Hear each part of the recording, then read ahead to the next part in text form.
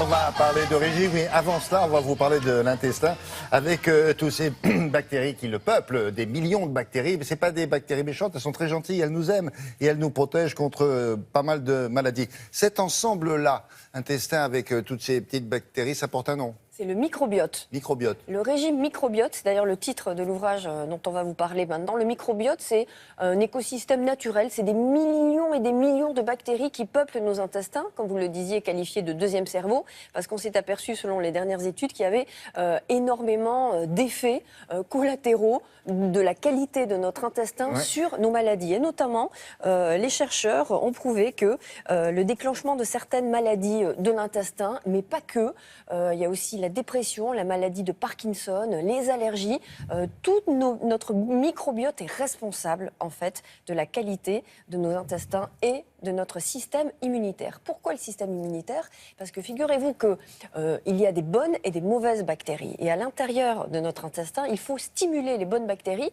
parce qu'elles véhiculent des vitamines. Par exemple, les vitamines du groupe B ou du groupe K sont fabriquées par les bonnes bactéries de notre intestin. Mais comment on les nourrit alors? Il y a des petites graines spéciales bactéries? Non, il y a l'alimentation qui est bien spécifique pour développer un bon microbiote. Nous avons rencontré l'auteur de l'ouvrage.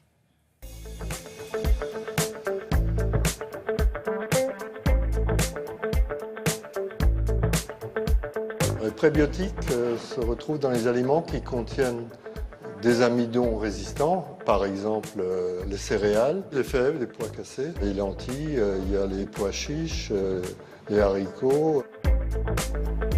Il y a des fructanes qui sont dans les oignons, les échalotes, les poireaux. Il y a ensuite des prébiotiques dans un certain nombre d'autres aliments qui sont l'orge, l'avoine, qui contiennent des bêta-glucanes. Et puis de nombreuses fibres contiennent aussi des prébiotiques. Et enfin, une classe avec 8000 molécules différentes qui sont les polyphénols. Par exemple, dans le chocolat, dans le café, dans le thé, dans les fruits.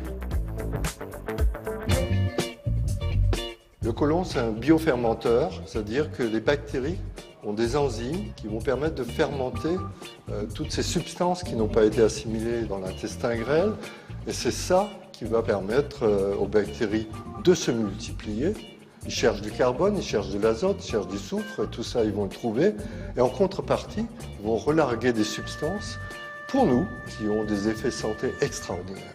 Par exemple, des petits acides gras, dont un que tout le monde connaît à peu près maintenant, qui est le butyrate, qui protège le côlon vis-à-vis du cancer, qui fait fonctionner les cellules du côlon de façon optimale.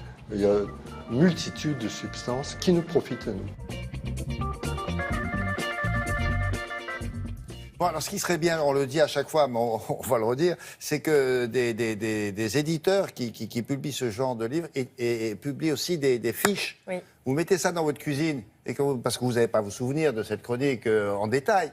Hop, on sort la fiche, ou alors on tape sur un site qu'on connaît, mais on n'a pas toujours le téléphone à la main. Juste, vous regardez la chronique et puis vous listez juste les aliments que cite M. Burkel, donc oignons, ail, poireaux, toutes les légumineuses, les polyphénols, le thé, etc., les patates, le riz, l'orge, le seigle, le topinambour et la chicorée, ça aussi c'est des fructanes. On a le tableau, topinambour et chicorée, vous avez tout ça, céréales complètes et les légumes, les asperges et les pissenlits. Alors ça c'est moins facile, les pissenlits évidemment.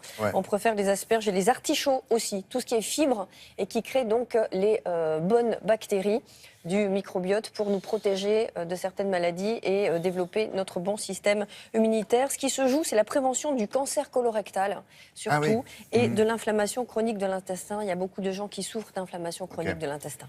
Merci Laurent.